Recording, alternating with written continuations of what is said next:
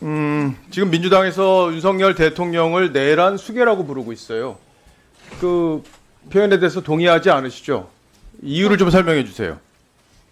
국회의원들은 국회 내에서 면책 특권을 가지기 때문에 그렇게 표현하는 걸로 알고 있습니다만 내란이라는 부분은 지금 법적 절차를 거치고 있고 확정적이 아니기 때문에 제 개인적인 의견으로는 맞지 않는다고 생각합니다. 예. 12.3 계엄 이것이 그러니까 정확한 이게 표현이라고 법률적으로 내란죄가 확정되지 않았기 때문에 내란 수괴란 표현을 현직 대통령에게 쓰는 건 맞지 않다 이런 취지의 말씀이시죠? 그렇습니다. 예, 저도 계엄이 잘못됐다고 생각합니다. 그리고 역사에 다시 반복돼서는 안 된다는 입장을 꾸준히 밝혀왔습니다. 그런데도 지금 민주당이 이렇게 내란 수괴라고 단정적으로 부르는 것에는 절대 동의할 수 없다고 생각합니다. 만약에 그런 논리라면 이재명 대표는요, 법카 유용범입니다. 그렇죠? 같은 논리로 보면 그렇겠죠? 그리고 제3자 뇌물법 위반범이죠. 그리고 선거법 위반범이기도 하고 위증교사범이기도 합니다. 그리고 북한을 이롭게 한 이적 행위자이기도 하죠. 그죠? 북한의 쌍방울 통해서 돈 보냈잖아요. 그거에 대해서 기소됐으니까 그걸 확정적 범죄로 본다면 북한 유엔 제재에 대한 위반범 이렇게도 부를 수 있죠. 답변해 보세요. 예, 저도 그렇게 생각합니다. 만약에 윤석열 대통령을 내란 우두머리라고 이야기한다면 이재명 대표에 대해서도 허위 사실 유포범 또는 대북 불법 송금범 이렇게 부를 수 있다고 생각합니다. 예, 이미 뭐 음주운전범, 검사 사침범, 특수공무집행 방해범, 선거법 위반범 이미 범죄 경력이 4개나 있어요. 거기에다 지금 기소된 게 6개인데 조용히 하세요. 한민수 의원. 조용히 좀 해! 이게 뭐 하십니까? 근데 질문하세요. 하는 질문하세요. 거 아니에요. 이거 세우고 비상경 누가 했어요? 박정훈 비상계엄 의원님, 잘못됐다고 얘기했어요. 박정훈 의원님 적당히 질의하세요. 당신이에요. 아니, 세웠어요. 어디까지 그말 한번 하세요? 아니요. 됐어. 무슨 옹을 어디가? 우리 같은 질문 해야죠. 내란 수계지. 그거 뭐 내란 수계입니다. 그만하세요.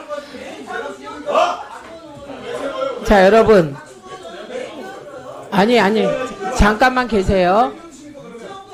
저기 잠깐만요. 박정훈 의원 질의 시간입니다. 예? 여기 세우고 있어요. 이미 세웠어요.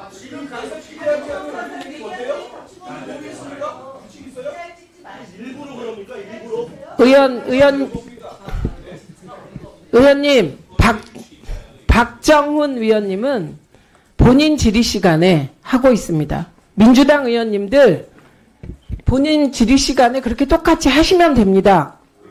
예, 그렇게 합니다. 예, 그러니 그냥 박정훈 의원님 질의하세요. 예. 제가 지난번 과거 질의 때도 이 법카에 대해서는 여러 번 말씀을 드렸고 민주당이 지금 오늘도 지금 이진숙 위원장의 과거 MBC 근무 시절 법카 내역에 대해서 또 문제를 삼는데 아니 어떻게 이런 법카 내역을 자기 당 대표에 대해서는 한마디도 못하면서 이렇게 문제 삼을 수 있는지 저는 이해가 안 돼요. 어떻게 도덕적 기준이 이럴 수가 있습니까?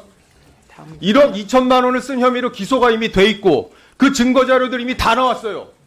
한마디도 못하면서 어떻게 법카 얘기를 또 합니까? 그게 말이 된다고 생각하세요? 이진숙 위원장님 답변해 보세요.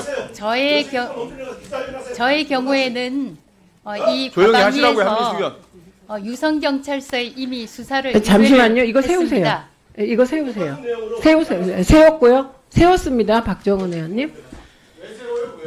아니, 지금 끼어들고 있기 때문에 들리질 않아요. 다시 한번 말씀드립니다. 예, 다시 한번 말씀드립니다. 박정훈 의원님 질의 시간이기 때문에 박정훈 의원 질의하세요. 그거만 얘기하세요. 그 똑같은 내용 전체 특권 안 되면 기자회견 나왔어요. 똑같이. 왜 나한테 네, 여기까지 하겠습니다. 여기 사실이라고 하니까 안 그러죠? 왜 나한테 이래라 저래라 아무리 국회 아니.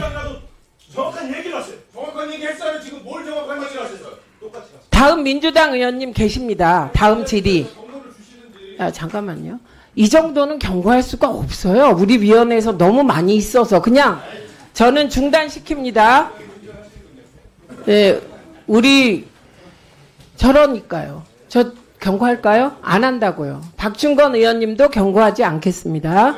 예, 예, 그래서 요 시간 아까 즉시 중단시켰어요. 예, 다음 민주당 의원님께서 반박하십시오. 예, 가십시오. 하십시오. 예, 무슨 민주당의 이재명 대표가 도대체 어떤 사람이길래 이 상임위장에서 이렇게 결사옹위를 하는지는 이해를 할 수가 없습니다. 아니 제가 무슨 틀린 얘기한 게 뭐가 있어요? 다 지금 범죄 혐의로 재판받고 있는 건데 남은 범죄 혐의로 재판받으면 확정적 사실처럼 얘기하고 자기 당 대표는 그렇게 하면 안 된다는 무슨 법이라도 있어요? 예? 내로남불도 좀 적당히 하세요. 적당히. 이제 질문. 강도현 차관님. 네. 네, 의원님. 이재명 대표가 그 얘기했어요. 엔비디아 만들어서 제2의 엔비디아 만들어서 70%는 민간이 가지고 30%는 국민 모두가 나눠 가지면 세금 덜 내도 되지 않냐 이렇게 얘기했어요. 이 얘기 맞는 얘기입니까? 뭐 여러 가지 맥락에서 하신 것으로 알고 있습니다. 여러 가지 맥락이라는 게 무슨 말씀이에요? 예를 들어서 뭐 가능하냐고요 그런 게 현실적으로. 사실은 TSMC도 대만의 정부가 출자했던 부분으로 시작했던 부분이 있는 부분이 있고요. 그래서 여러 가지 상황에 있어서 가능하다 이 얘기죠? 뭐 여러 가지 방식들이 있지 않을까 하는 예. 그 중에 하나의 말씀이 있습니다. 알겠습니다. 그러면 예. 지금 민주당에서 52시간 이거 유연하게 하는 반도체 특별법에 대해서 지금 어쨌든 거부를 한 상황이잖아요. 이재명 대표가 이거 해줄 것처럼 얘기하다가 안 해주는 걸로 방향을 선회했고 이게 민주노총이 뒤에서 작업을 한 게 아니냐 이런 의혹들이 지금 있는 상황이죠. 52시간 제도 이거 없이 제2의 엔비디아 가능합니까? 정부 입장은 이미 여러 군데에서 말씀드린 걸로 하여튼 정부 전체 입장에서 산자위에서도 말씀드렸고 저희도 AI 분야의 반도체 분야에 대해서는 좀 유연한 노동시간을 좀 가져야 되지 않겠냐라는 게 사실 정부의 입장입니다. 저희 입장뿐만이 아니고. 그러니까 엔비디아 같은 세계적인 기업을 만들려면 그게 말이 쉽지. 세계 최고의 지금 반도체 기업 아닙니까? 그런데 그런 기업을 지금 현재 노동시간 시스템에서 가능하냐 이거예요. 정부의 입장 그동안에 밝혀온 거 말고 엔비디아의 제2의 엔비디아를 한국에 만들려면 그런 현재의 제도로 가능하냐는 말씀을 여쭙는 거예요. 저희는 노동의 유연성이 좀 필요하다고 판단합니다. 반도체나 AI 분야에 대해서. 그게 불가능하다는 거죠. 현실적으로. 아니, 노동의 유연성이 필요하고 거기에 대해 조금 더 탄력적으로 운영해 주신다면 예. 오히려 많은 그 경쟁력을 갖고 있지 않을까 이렇게 생각합니다. 그 이재용 소카 회장이 어제 얘기한 거 혹시 보셨습니까? 예, 뉴스 통해서 잠시 들었습니다. 예, 거기서 그런 지적을 했어요. 이 타다금지법 민주당이 5년 전에 만들어가지고 혁신을 하지 못하도록 이 박홍근 의원이 대표 발의한 법안인데 이렇게 해가지고 혁신 기업이 나오지 못하도록 민주당이 만들어 놓고 그것도 반성 한마디 없이 어떻게 이렇게 제2의 엔비디아를 만들어서 국민한테 주식을 나눠주자는 얘기를 할 수 있냐. 이 말뜻을 가만히 보면 전형적으로 선거 전에 있는 포퓰리즘적인 얘기다. 저는 그렇게 판단이 되는데 어떻게 보세요? 공직자가 이렇게 여야에 이런 말씀을 주셨을 때 답변하기가 참 곤란한데요. 예, 하세요. 일단- 소신껏 말씀하세요. 일단 혁신적인 문제에 있어서는 혁신이 계속 필요하다고 생각합니다. 그런 점에서 여러 가지 이야기들이 있을 수 있고 또 혁신적 모델을 개발하고 그럼 우리나라의 혁신이 좀 부족한 부분은 사실이고 여러 가지 제도 개선이 필요하다고 생각합니다. 예.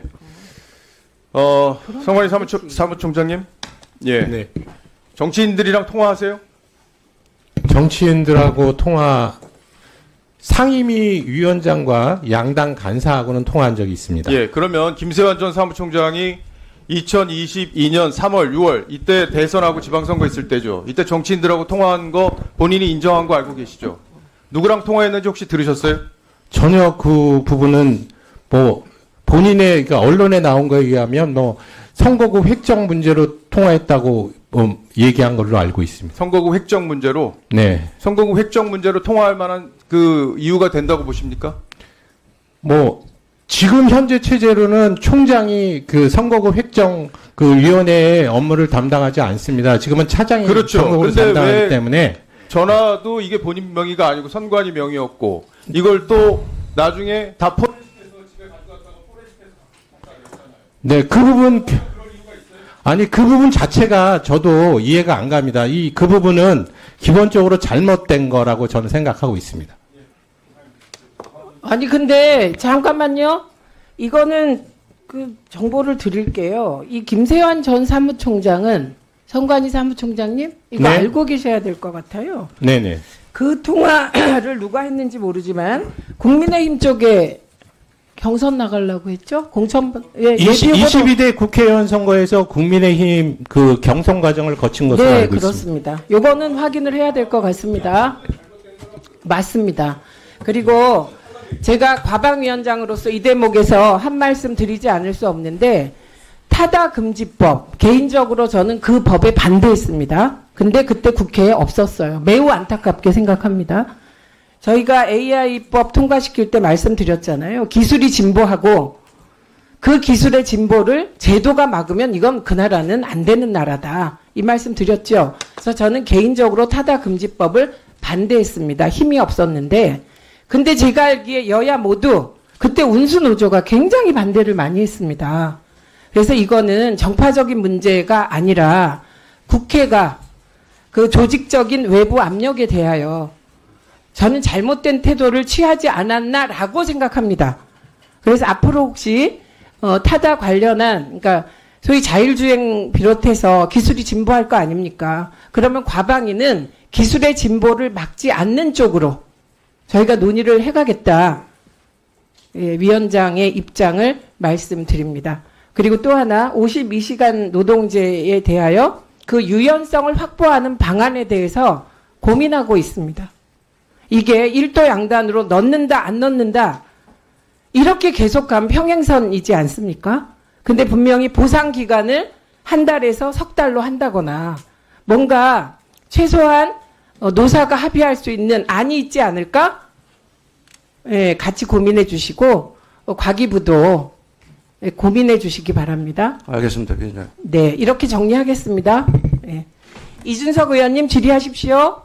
예, 우리 김용길 총장님. 네. 예, 이 자리에서 뵙게 되니 신선하네요. 그런데 이번에 부정선거 음모론 관련해가지고 굉장히 많은 유튜브 영상 같은 것이 퍼지고 있는데 선관위는 그 내용 일체를 우선 부인하는 것이죠. 네, 그렇습니다. 근데 사실 이게 부정선거 음모론 저도 이제 강하게 부인하는 입장인데 이런 것들은 뭐 차치하고 이번에 조기 대선이 만약 치러게 된다면은 허위 정보가 유튜브와 같은 그런 공간을 통해서 확산되는 것